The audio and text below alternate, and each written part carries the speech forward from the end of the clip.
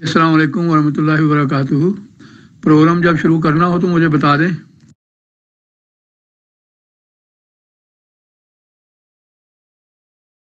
السلام علیکم ورحمۃ اللہ وبرکاتہ۔ آج کا موضوع بھی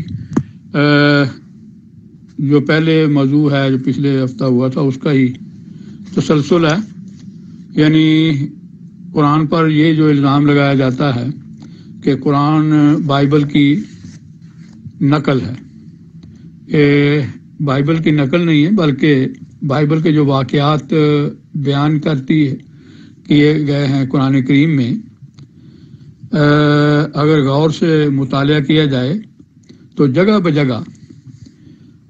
جو ہے وہ قرآن نے تصحیح کی ہے بائبل کے واقعات کی۔ تو یہی موضوع ہے آج کا۔ اعوذ باللہ من الشیطان الرجیم، بسم اللہ الرحمن الرحیم۔ شروع کرتے ہیں۔ آج ذکر ہوگا حضرت یوسف علیہ الصلوۃ والسلام کے واقعات جو بیان ہوئے ہیں قرآن کریم میں اور بائبل میں، ان کا موازنہ کیا جائے گا، اور پھر دیکھتے ہیں کہ یہ نقل ہے یا کہ بائبل کے بیان کردہ واقعات کی درستگی کی گئی ہے، ان کو درست کیا گیا ہے، ان میں جو غلطیاں ہیں ان کی نشاندہی کی گئی ہے۔ جی، تو سب سے پہلے ہم دیکھتے ہیں پیدائش کتاب، جو پہلی کتاب ہے بائبل کی، اس میں حضرت یوسف علیہ الصلوۃ والسلام کی خواب کا ذکر ہے۔ وہ خواب اس طرح ہے، اس نے کہا دیکھو مجھے ایک اور خواب دکھائی دیا ہے کہ سورج اور چاند اور 11 ستاروں نے مجھے سجدہ کیا، اور اس نے اسے اپنے باپ اور بھائیوں دونوں کو بتایا۔ تب اس کے باپ نے اسے ڈانٹا اور کہا کہ یہ کیا خواب ہے جو تو نے دیکھا ہے؟ کیا میں اور تیری ماں اور تیرے بھائی سچ مچ تیرے آگے زمین پر جھک کر سجدہ کریں گے؟ تو یہ وہ خواب ہے جس کا ذکر ہے۔ قرآن کریم میں بھی یہ خواب بیان ہوا ہے، اور اس کی تعبیر بھی بالکل وہی ہے جو کہ حضرت یعقوب علیہ الصلوۃ والسلام کی زبانی بائبل میں بیان ہوئی ہے۔ جی، سورہ یوسف قرآن کریم میں 12ویں سورت جو ہے اس کی آیت نمبر 5 بسم اللہ سمیت اگر شمار کریں تو لکھا ہے، ہم نے یہ چوتھی سے میں شروع کرتا ہوں۔ ہم نے جو یہ قرآن تجھ پر وحی کیا اس کے ذریعہ ہم تیرے سامنے ثابت شدہ تاریخی حقائق میں سے بہترین بیان کرتے ہیں، یعنی جو بھی بیان کیا جائے گا یہ ثابت شدہ چیزیں ہیں، کوئی گپ شپ نہیں ہے۔ پھر آیت نمبر 5 میں لکھا ہے، جب یوسف نے اپنے باپ سے کہا اے میرے باپ، یقیناً میں نے رویا میں 11 ستارے، سورج اور چاند دیکھے ہیں، اور میں نے انہیں اپنے لیے سجدہ ریز دیکھا ہے۔ اس میں ایک نقطہ تو یہ ہے کہ قرآن کریم میں جو خواب کی ترتیب ہے اس میں ستارے پہلے ہیں، 11 ستارے، اور سورج اور چاند بعد میں ہیں۔ اور ان کے باپ نے کہا، یعنی حضرت یعقوب علیہ الصلوۃ والسلام نے قرآن کے مطابق اس نے کہا ہے میرے پیارے بیٹے، اپنی رویا اپنے بھائیوں کے سامنے بیان نہ کرنا ورنہ وہ تیرے خلاف کوئی چال چلیں گے۔ تو یعقوب علیہ الصلوۃ والسلام فوراً سمجھ گیا کہ اس خواب کی تعبیر کیا ہے، تو اس لیے انہیں اپنے بیٹے کو منع کیا کہ یہ خواب جو ہے وہ اپنے بھائیوں سے بیان نہیں کرنا، جیسا کہ میں نے بتایا ہے۔ جی، میں نے عرض کیا ہے کہ بائبل اور قرآن میں جو ترتیب بیان ہوئی ہے حضرت یوسف علیہ الصلوۃ والسلام کی خواب کی، اس میں ایک باریک ترتیب میں فرق ہے۔ وہ اس طرح کہ قرآن کے مطابق تو ستاروں کا پہلے ذکر ہے، 11 ستارے، پھر سورج اور چاند کا، لیکن بائبل کے مطابق سورج اور چاند کا پہلے ذکر ہے، اور بائبل 11 ستاروں کا بعد میں ذکر ہے۔ لیکن اب جو اس کی تعبیر ہے اس میں تو دونوں متفق ہیں، قرآن بھی اور بائبل بھی، کہ اس سے مراد کیا ہے، مگر ہم دیکھتے ہیں کہ جو قرآن نے ترتیب بیان کی ہے وہ خواب اسی ترتیب کے مطابق پوری ہوتی ہے، لیکن جب بائبل کے بائبل کے واقعات جو ہیں حضرت یوسف علیہ السلام کے متعلق ان کا مطالعہ کیا جاتا ہے بائبل سے، تو پتہ چلتا ہے کہ یہ خواب نہ تو اس ترتیب سے پوری ہوئی جو بائبل نے بیان کی ہے، بلکہ بعض حصے تو بالکل پورے ہی نہیں ہوئے۔ یعنی بائبل کے مطابق اللہ تعالیٰ نے جو خواب دکھایا تھا، حضرت یوسف علیہ السلام نے جو تعبیر بیان کی تھی وہ پوری ہی نہیں ہوئی، تو اس کا مطلب ہے کہ ان کی پہلی پیش گوئی ہی غلط ثابت ہوئی۔ اس کا ثبوت یہ ہے کہ بائبل کے مطابق ان کی والدہ جو تھی راخل، ان کا نام تھا، وہ جب ان کا بھائی بنیامین کی پیدائش ہوتی ہے تو وہ اس وقت فوت ہو جاتے ہیں، اور عجیب بات یہ ہے کہ اس وقت تک ابھی انہوں نے یہ خواب بھی نہیں دیکھی تھی، یعنی خواب دیکھنے سے پہلے ہی بائبل کے مطابق ان کی والدہ جو ہیں وہ فوت ہو جاتی ہیں، جن کو چاند کی صورت میں خواب میں دکھایا گیا ہے۔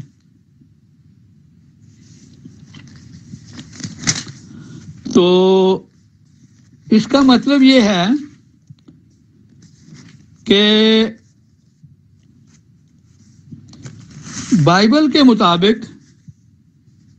جب ان کی والدہ جو ہیں وہ پہلے ہی فوت ہو جاتی ہیں خواب دیکھنے سے بھی پہلے، تو اس کا مطلب ہے وہاں جو چاند کو سجدہ کرتے ہوئے دکھایا ہے وہ تو ایک بالکل پھر لا حاصل چیز ہے، اور قرآن کے مطابق وہ خواب اس طرح پوری نہیں ہوئی۔ پھر ہم دیکھتے ہیں کہ بائبل میں جو لوگ ہیں جانے والے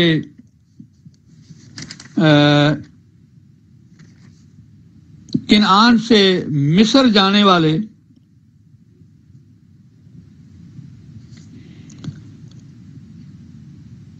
ان کی ایک پوری نام بنام فہرست دی گئی ہے،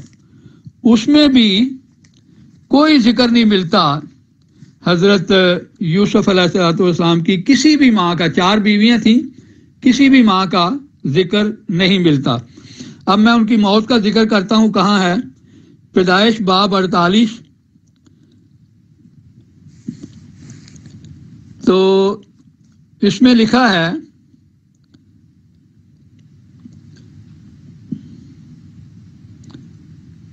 حضرت یعقوب علیہ السلام جو ہیں ان کا بیان ہے کہ جب فدان سے آتا تھا تو راخل نے راستہ ہی میں جب افراد تھوڑی دور رہ گیا تھا میرے سامنے ملک کنعان میں وفات پائی، اور میں نے اسے وہیں افراد کے راستہ میں دفن کیا، بیت اللحم وہی ہے۔ تو یہاں دیکھیں بیان موجود ہے، ان کی ذکر وفات کا بھی ملتا ہے پیچھے پیدائش کی کتاب میں ہی، تو کہ ان کی والدہ تو فوت ہو گئی تھی۔ پھر وہ لسٹ جو ہے وہ ہم دیکھتے ہیں،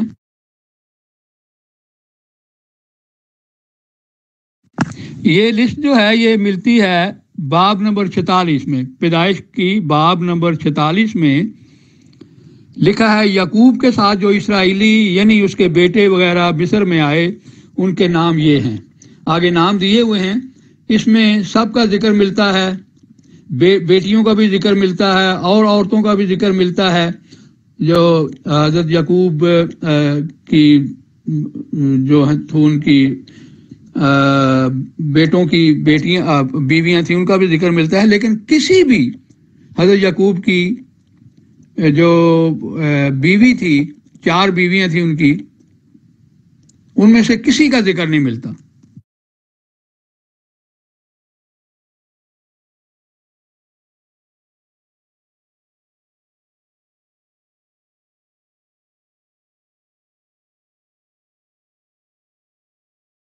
یہ میں نے پوری لسٹ لگا دی ہے، دوست دیکھ سکتے ہیں۔ اسی طرح جو ترتیب ہے اس کی، اس بائبل کے مطابق بھی بھائی جو ہیں وہ پہلے گئے ہیں وہاں مصر میں، جبکہ حضرت یوسف بادشاہ بن چکے تھے، اور ان کے والد جو ہیں وہ بعد میں گئے ہیں، اور والدہ کا جانے کا ذکر ہی نہیں ہے۔ لیکن قرآن کریم کے مطابق باقاعدہ باپ کا ذکر کیا گیا ہے، اور اس خواب کی تعبیر یہ تھی کہ حضرت یوسف علیہ السلام کے ان کے بھائی، ان کا باپ اور ان کی ماں جو ہے وہ ان کی بادشاہت، وہ بادشاہ بنیں گے اور وہ ان کے تابع فرمان ہو کر زندگی گزاریں گے، یعنی اپنے بیٹے کے بادشاہت میں وہ ان کے تابع فرمان رہ کر یا ان کے متحد رہ کر زندگی گزاریں گے۔ سجدے سے مراد یہ بھی ہوتی ہے کہ کسی کے متحد ہونا یا کسی کے تابع فرمان ہونا۔ اب قرآن کریم میں سورہ یوسف آیت نمبر ہے 100 بسم اللہ سمیت لکھا ہے، اعوذ باللہ من الشیطان الرجیم بسم اللہ الرحمن الرحیم۔ جب وہ مصر گئے تو لکھا ہے، پس جب وہ یوسف کے سامنے پیش ہوئے تو اس نے اپنے والدین کو، صرف والد کو نہیں، والدین کو اپنے قریب جگہ دی اور کہا کہ اگر اللہ چاہے تو مصر میں امن کے ساتھ داخل ہو جاؤ، یعنی انہوں نے جا کے ان کا استقبال کیا۔ اور آگے لکھا ہے، اور اس نے اپنے والدین کو عزت کے ساتھ تخت پر بٹھایا اور وہ سب اس کی خاطر سجدہ ریز ہو گئے، اور اس نے کہا، اے میرے باپ، یہ تعبیر تھی میری پہلے سے دیکھی ہوئی رویا کی۔ دیکھیں یہاں بھی حضرت یوسف علیہ السلام جو ہیں وہ خود تعبیر بیان کرتے ہیں اس خواب کی کہ یہ آج میری جو وہ خواب تھی وہ پوری ہو گئی ہے، مجھے اللہ تعالیٰ نے بادشاہ بنایا ہے اور آپ اس بادشاہت میں زندگی گزار رہے ہیں، میری بادشاہت کے تابع ہوگی۔ لیکن بائبل کے مطابق نہ اس ترتیب سے وہ خواب پوری ہوئی، بلکہ جو یہ تھا کہ چاند سجدہ کرے گا وہ تو بالکل پوری نہیں ہوئی۔ لیکن قرآن کہتا ہے کہ یہ قرآن کریم کی جو خبر دی گئی ہے قرآن کریم کے ذریعے، اس کے مطابق بالکل اسی ترتیب سے اور پوری جو ہے پورے رنگ میں وہ پیش گوئی پوری ہوئی، اور ان کے والدین جو ہیں وہ ان کی بادشاہت میں گئے اور انہوں نے وہاں زندگی گزاری۔ اور بھی اختلافات ہیں، لیکن اب ہم چلتے ہیں حضرت یونس علیہ السلام کے جو واقعات ہیں ان میں دیکھیں، موازنہ کرتے ہیں تو پتہ چلتا ہے کہ قرآن کریم واقعات تو بیان کر رہا ہے، لیکن ساتھ ہی وہ بائبل کے بیان کردہ جو واقعات ہیں ان کی تصحیح بھی کر رہا ہے۔ تو وہ اس طرح ہے، بائبل کے بیان کے مطابق یہ یونا کی کتاب ہے، باب نمبر 2 ہے، لکھا ہے بائبل میں، تب یونا نے مچھلی کے پیٹ میں خداوند لکھا ہے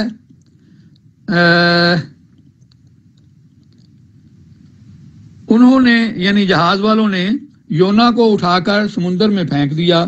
اور سمندر کا تلاطم موقوف ہو گیا۔ تب وہ خداوند سے بہت ڈر گئے، انہوں نے اس کے حضور قربانی گزرانی اور نذریں مانی، لیکن خداوند نے ایک بڑی مچھلی مقرر کر رکھی تھی کہ یونا کو نکل جائے، اور یونا 3 دن رات مچھلی کے پیٹ میں رہا۔ تب یونا نے مچھلی کے پیٹ میں خداوند اپنے خدا سے دعا کی۔ یہاں یہ لکھا ہے کہ یونا کو مچھلی نے نگل لیا اور اس میں 3 دن اور 3 رات مچھلی کے پیٹ میں رہے۔ لیکن قرآن کریم کا جو واقعہ بیان کیا ہے اس میں پہلی بات تو یہ ہے کہ وقت کا کوئی ذکر نہیں ہے کہ کتنی دیر وہ رہے مچھلی کے پیٹ میں۔ قرآن کریم میں اللہ تعالیٰ فرماتا ہے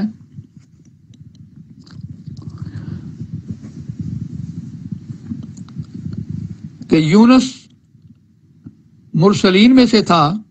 سورہ صفات آیت نمبر 140، سورہ صفات آیت نمبر 140۔ اور یقیناً یونس بھی مرسلین میں سے تھا، جب وہ بری ہوئی کشتی کی طرف فرار ہوا، پھر اس نے قرآن نکالا تو وہ باہر دھکیل دیے جانے والوں میں سے ہو گیا۔ اس میں ان کا بیان بائبل کا اور قرآن کا جو ہے وہ بالکل ایگری ہے۔ پس مچھلی نے اسے نگل لیا جبکہ وہ اپنے آپ کو ملامت کر رہا تھا۔ تو مچھلی نے نگل لیا، لیکن یہ نہیں لکھا اس میں قرآن میں کہ کتنی دیر وہ رہے۔ آگے لکھا ہے پس وہ اگر وہ تسبیح کرنے والوں میں سے نہ ہوتا تو ضرور وہ اس کے پیٹ میں اس دن تک رہتا جب وہ لوگ اٹھائے جائیں گے۔ پس ہم نے اسے کھلے میدان میں اچھال پھینکا جبکہ وہ سخت بیمار تھا۔ اور آگے لکھا ہے اور ہم نے اسے ڈھانکنے کے لیے کدو جیسی بیل اگا دی۔ بل کا بیان دیکھتے ہیں کیا ہے اس سلسلہ میں۔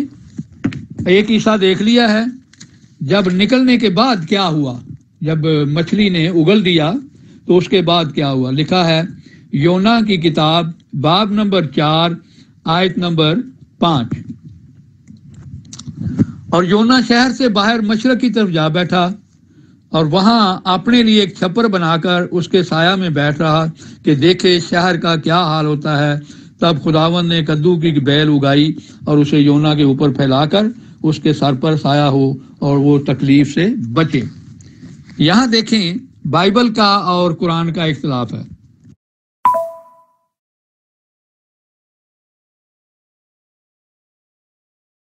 قرآن کے مطابق حضرت یونس علیہ السلام جو ہیں، جب ان کو مچھلی نے باہر اچھالا تو وہ مچھلی کے اندر رہنے کی وجہ سے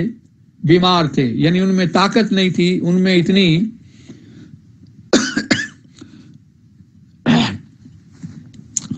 اتنی طاقت نہیں تھی کہ وہ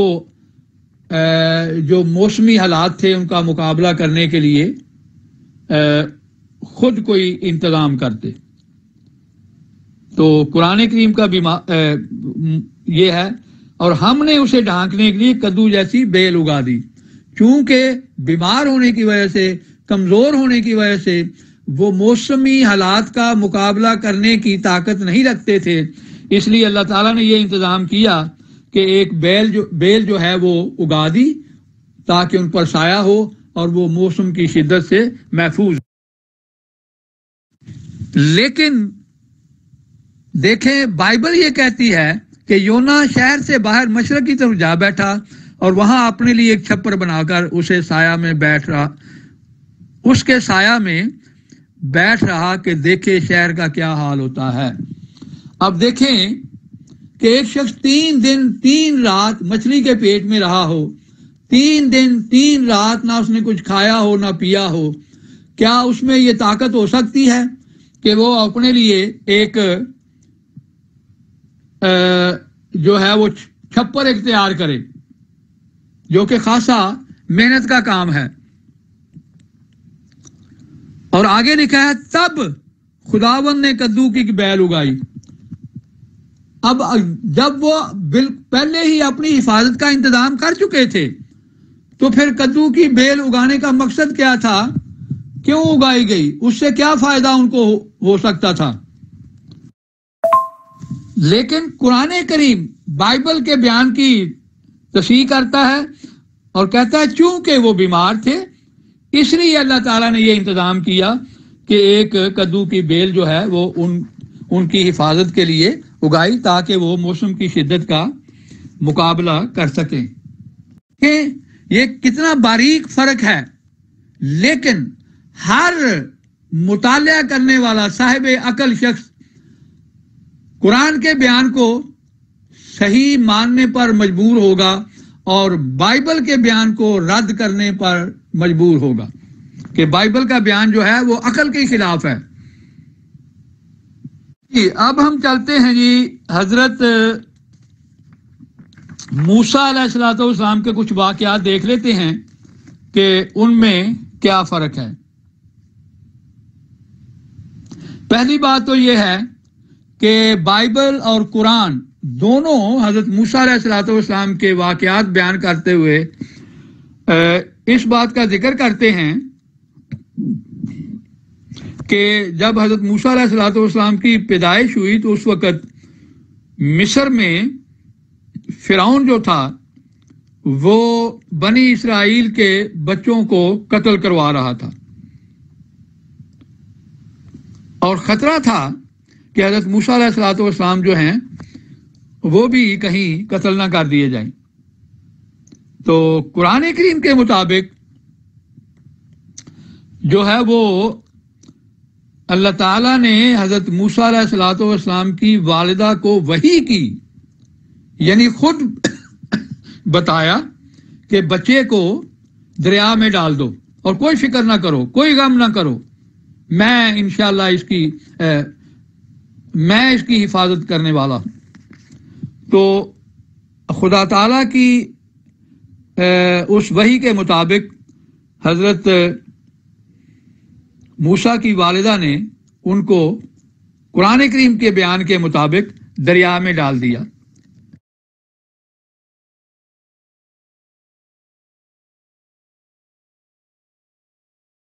لیکن بائبل کا بیان جو ہے دیکھیں کتنے باریک فرق ہیں، لیکن خود بائبل جو ہے وہ قرآن کے بیان کی تصدیق کرتی ہے اور اپنے بیان کو رد کرتی ہے دوسری جگہوں پہ، اور وہ اس طرح کہ خروج باب 2 میں لکھا ہے کہ اس کی ماں نے یہ دیکھ کر کہ بچہ خوبصورت ہے 3 مہینے تک اسے چھپائے رکھا، اور جب اسے اور زیادہ چھپا نہ سکی تو اس نے سرکنڈوں کا ایک ٹوکرا لیا اور اس پر چکنی مٹی اور رال لگا کر لڑکے کو اس میں رکھا اور اسے دریا کے کنارے جاؤ میں چھوڑ آئی، اسے دریا کے کنارے جاؤ میں چھوڑ آئی۔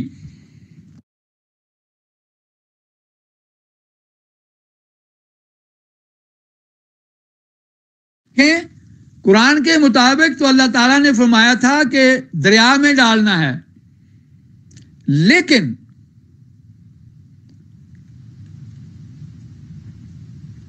جو بائبل ہے وہ کہہ رہی ہے کہ ماں نے ایک ٹوکرا لیا اور اس پر چکنی مٹی اور رال لگا کر اس لڑکے کو رکھا اور دریا کے کنارے جاؤ میں چھوڑ آئی۔ لیکن اسی باب میں باب 2 میں جو آخری آیت ہے، آیت نمبر 10، اس میں لکھا ہوا ہے کہ فرعون کی بیٹی کے پاس جو ہے وہ فرعون کی بیٹی جو ہے اس نے اس کو اپنا بیٹا ٹھہرایا اور اس نے اس کا نام موسیٰ یہ کہہ کر رکھا کہ میں نے اسے پانی سے نکالا ہے،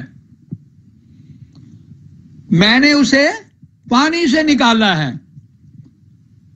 تو اس کا مطلب ہے وہ پانی سے کیسے نکالا جبکہ اس کو پانی میں رکھا ہی نہیں گیا؟ تو اس کا مطلب یہ ہے کہ قرآن بائبل خود جو ہے وہ تصدیق کر رہی ہے قرآنی بیان کی کہ اس کو پانی میں ہی ڈالا گیا تھا۔ لیکن آگے ایک اور باریک فرق ہے قرآنی بیان میں اور بائبل کے بیان میں، وہ میں بیان کرتا ہوں۔ قرآنی بیان کے مطابق سورہ القصص میں بیان ہوا ہے کہ اللہ تعالیٰ نے تو یہ کہا تھا کہ دریا میں چھوڑ دو، اور سورہ طٰہٰ میں، یعنی جو سورہ طٰہٰ ہے 20ویں سورت، اس میں یہ ذکر ملتا ہے کہ دریا نے اچھال کے کنارے پہ پھینک دیا اور وہاں سے پھر انہوں نے اٹھایا اس کو، بچے کو پھینکا دریا میں ہی تھا، جس کی تصدیق خود بائبل کے بیان سے بھی ہوتی ہے، لیکن بائبل کے مطابق تو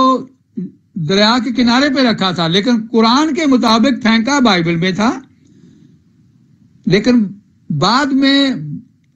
دریا نے اچھل کر بچے کو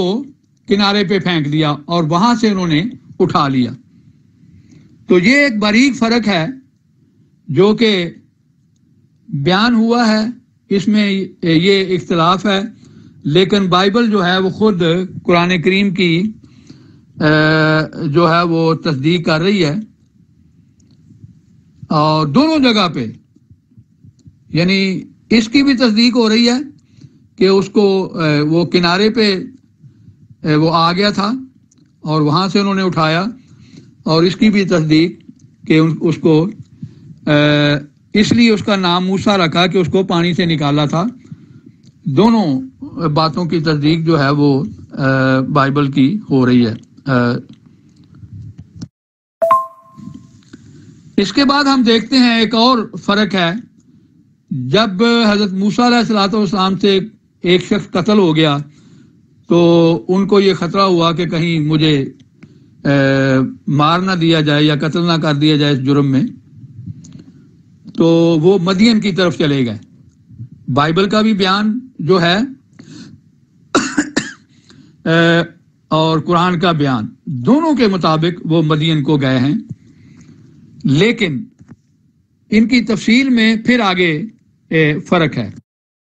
فرق یہ ہے کہ جب وہ مدین پہنچتے ہیں تو بائبل کے مطابق کہن کی جو بیٹیاں تھیں ساتوں کی ساتوں وہ ہیں، وہ جانوروں کو پانی پلانے کے لیے آ گئی تھی ادھر چشمے پہ یا کنویں پہ، جو بھی اس وقت دستور تھا۔ لیکن یہ جو ذکر ہے کہاں ہے، خروج باب 12 میں اس کا خروج باب 2 آیت 16 میں اس کا ذکر ملتا ہے۔ خروج باب 2 آیت 16۔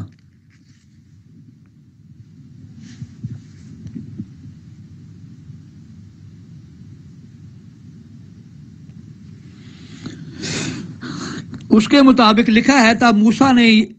جب فرعون نے سنا ملک مدیان میں جا بسا، فرعون ملک مدیان میں جا بسا، وہاں وہ ایک کنویں کے نزدیک بیٹھا تھا، اور مدیان کے کہن کی 7 بیٹیاں تھیں، وہ آئیں اور پانی بھر بھر کر گھڑوں میں ڈالنے لگیں تاکہ اپنے باپ کی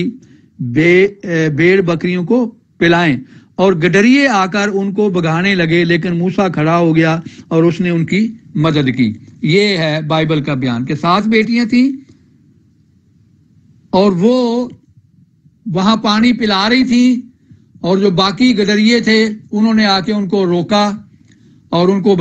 دور کر دیا وہاں سے، اور حضرت موسیٰ علیہ الصلوۃ والسلام نے ان کی مدد کی، ان عورتوں کی۔ لیکن قرآنی بیان کے مطابق یہ ہے کہ سورہ القصص آیت نمبر 28 اور سورت نمبر 28 اور آیت نمبر 24 لکھا ہے کہ جب حضرت موسیٰ علیہ الصلوۃ والسلام وہاں پہنچے تو جو مدین کا کہن تھا اس کی 2 بیٹیاں تھیں جو چشمہ پر جانوروں کو پانی پلانے آئی تھیں، لیکن وہ اس انتظار میں کہ باقی لوگ جو ہیں وہ اپنے جانوروں کو پانی پلا لیں تو پھر ہم اس کے بعد ہم جائیں گے۔ سورہ القصص میں لکھا ہے لڑکیاں بیٹھے دوسرے چرواہوں کے جانے کا انتظار کر رہی تھیں، تو حضرت مریم نے حضرت موسیٰ علیہ الصلوۃ والسلام نے ان کی مدد کی۔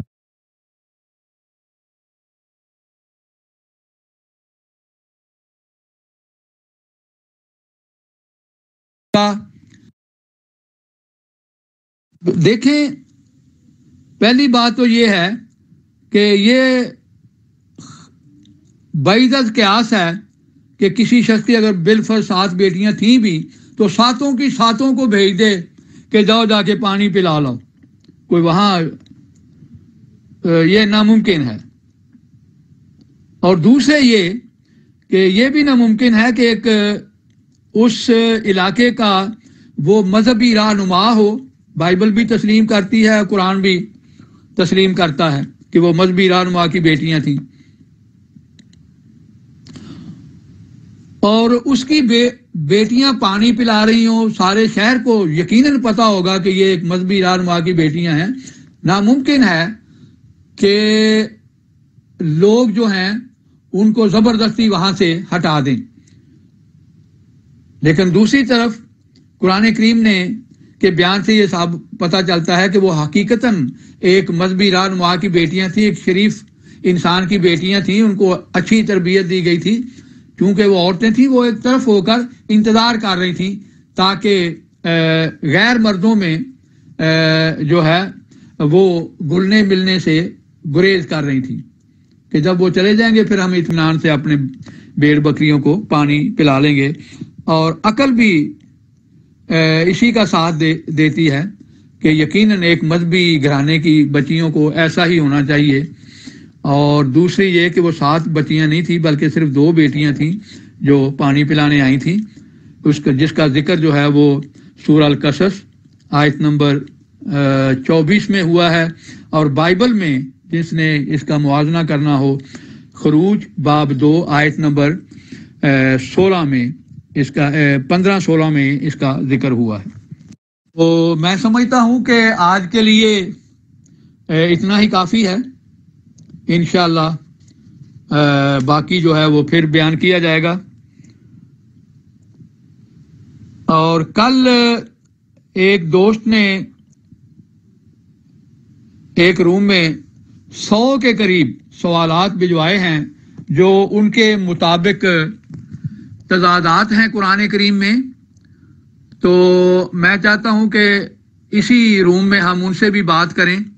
میں نے ان سے وعدہ کیا ہے کہ انشاءاللہ آپ کے ایک سوال کا جواب دیا جائے گا۔ جواب میں نے اللہ تعالیٰ کے فضل و کرم سے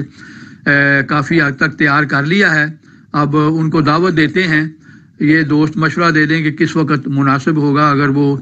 ایگری ہوں تو پھر یہیں ان کے جوابات دیے جائیں۔ سوال کسی دوست نے کرنا ہو تو پلیز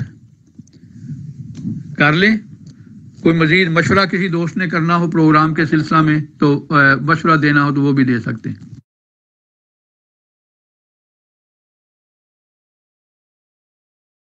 جی بالکل، میں ابھی ان کا جو ہے نمبر آپ کو یہاں کر دیتا ہوں، ان کو ایڈ کر لیں تو انشاءاللہ ان کو میں نے کہا کہ 10 جو ہیں اعتراضات ان کا جواب جو ہے وہ ہر روز دیا جائے گا، یا جب بھی موقع ہوگا، ہر روز اگر ممکن نہ ہو تو جب بھی ان کے پاس ٹائم ہو ہم 10 اعتراضات جو انہوں نے کیے ان کے جواب انشاءاللہ دیا کریں گے۔ میں وہ اعتراضات بھی شیئر کر دیتا ہوں تاکہ باقی دوست بھی مطالعہ کریں اور اس سلسلے میں میری مدد کر سکیں، جو بھی ان کے جوابات کسی دوست کے ذہن میں ہوں۔ بہرحال میں ابھی شیئر کر دیتا ہوں، وہ میں نے سارے وہ مجھے مل گئے ہیں، انہوں نے کہاں سے لیے ہیں ایگزیکٹ لفظ بلفظ مجھے مل گئے ہیں سارے، اور بعض غیر احمدی دوست جو ہیں انہوں نے بھی اس کے جوابات لکھے ہوئے ہیں، لیکن میں ان کے بعض جوابات سے مطمئن نہیں ہوں۔ اچھا سید ظفر شاہ، فضول بات نہیں کرنی، آپ اپنے دعوے کی دلیل نہیں دے سکے، ٹھیک ہے، جھوٹ بولتے رہے ہیں، جھوٹی باتیں کرتے رہے ہیں، اور اب اس طرح کی سڑی بسی باتیں ہی آپ سے امید کی جا سکتی ہے کہ آپ سڑی بسی باتیں کریں گے، اجتناب کریں ورنہ گروپ سے ریموو کر دیں گے۔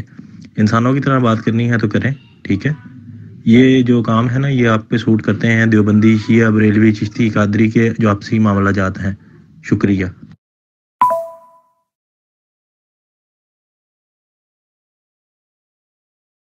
جی یہ وہ سوالات ہیں، 100 اعتراضات فی الحال انہوں نے کیے ہیں، تو اب ہم دیکھتے ہیں کہ وہ اگر تشریف لائیں تو ان کی موجودگی میں پھر ہم اس کے جواب دیں گے۔